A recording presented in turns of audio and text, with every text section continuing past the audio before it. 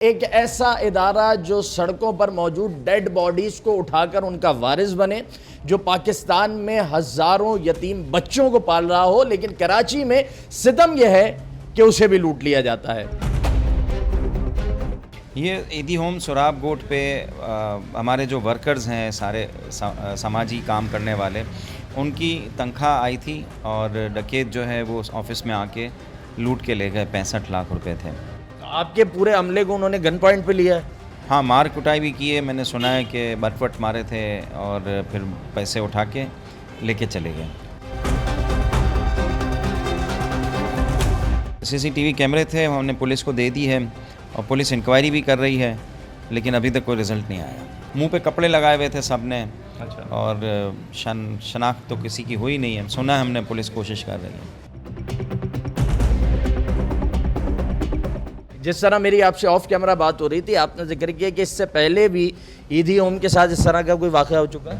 نہیں، یہاں اس آفس میں 2014 میں ایدھی صاحب زندہ تھے، اندر کمرے میں تھے، یہاں پہ ڈکیت آ کے لوٹ کے گئے تھے، اور ابھی تک کیس چل رہا ہے۔ میں ابھی بھی جو ہے وہ سٹی کورٹ میں جاتا ہوں اور فیصلہ ہی نہیں ہوتا۔ یہ تو پاکستان تو جنت ہے ڈکیتوں کی۔ یہ ساری جو رقم آپ کی تھی، یہ یقیناً لوگوں کے ڈونیشنز ہوں گے، اس میں زکوٰۃ بھی ہوں گے، خیرات بھی ہوں گے، تو اس سب کے نتیجے میں چیزوں کو مینیج کرنے میں بھی مشکل ہوگی۔ ظاہر ہے مشکل تو اب آئے گی نا۔ اب اس طریقے سے آپ لوگوں کی تنخواہیں چھین کے چلے جاؤ گے، یہ ورکر کب تک؟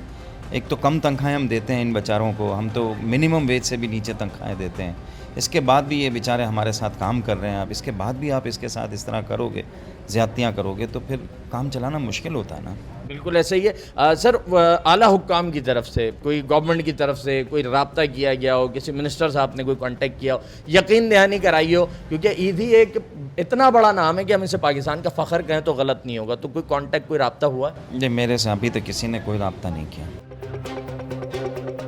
میں لوگوں سے اپیل کرتا ہوں ہماری مدد کریں، اور پولیس سے کہوں گا کہ آپ اپنی پہلے کی طرح، پہلے بھی انہوں نے ہمارا مدد کی تھی اور ریکوری بھی کرائی تھی 2014 کی ڈکیتی میں، لیکن عدالتیں جو ہے وہ سزا نہیں دیتی۔ پتہ نہیں عدالتیں اس ملک میں کیوں ہیں، مجھے نہیں سمجھ آیا۔ اپیل کروں گا عدالتوں سے بھی کہ بھائی پرانے کیسز کے بھی کو سزا دیں، اور نئے جو پکڑ کے لائیں گے پولیس والے تو سزائیں دیں، لوگوں کو جو ہے وہ سکون دیں۔ ایدھی تو وہ ادارہ ہے کہ سڑک پہ کسی کو حادثہ پیش آ جائے، وہ ایک عام آدمی ہو یا وہ کوئی ڈاکو ہی کیوں نہ ہو، ایدھی تو جاتا ہے، اس کو ریسکیو کرتا ہے۔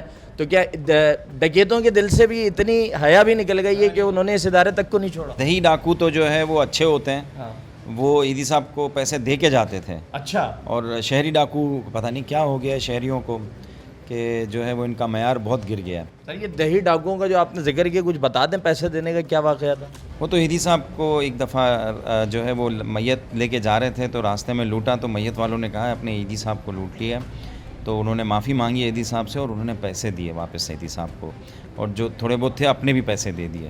اللہ رحم کرے ہمارے شہریوں پہ، ہمارے شہر کے رہنے والے لوگوں پہ۔ 12 ہزار روپے کے موبائل کے لیے سینے پہ گولی مار دیتے ہیں۔ اللہ ہمارے شہریوں کی حفاظت کرے، آمین۔ ایدھی ہوم کو جو کہ سوراب گوٹ پر موجود ہے، لوٹا جاتا ہے، ڈکیت اندر داخل ہوتے ہیں، 65 لاکھ روپے کی رقم اپنے ساتھ لے کر چلے جاتے ہیں، اور ابھی تک وہ کون تھے، وہ کہاں گئے ہیں، وہ کہاں سے آئے تھے، ان سوالات میں سے کسی ایک کا بھی جواب سامنے نہیں آیا ہے۔ فیصل ایدھی کی گفتگو آپ نے سنی، اب تک کے لیے اتنا ہی۔ مرزا سبحان بیگ کو اجازت دیجیے، اللہ نگہبان۔